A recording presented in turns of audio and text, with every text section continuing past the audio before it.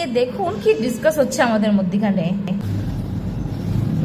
চুলটা তো মোটা না, খুব কষ্ট হয় রাখতে।